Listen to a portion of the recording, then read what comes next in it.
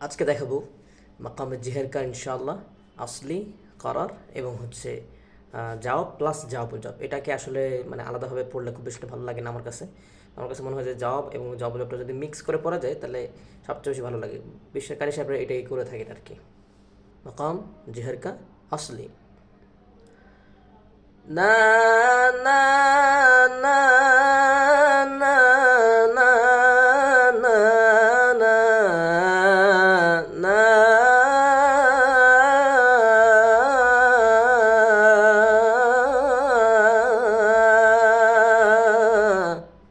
হেরকা করার না না না না না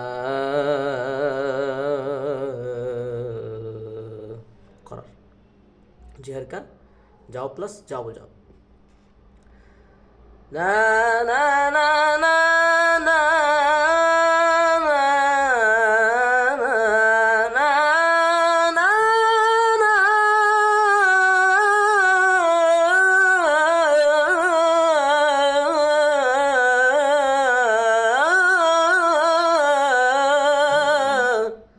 এটা যারা এভাবে করে সুন্দর করে মাকামাতগুলোকে ভেঙে ভেঙে শিখতে চান তারা অবশ্যই আমার ব্যাচে যুক্ত হতে পারেন। আসসালামু আলাইকুম রহমতুল্লাহ।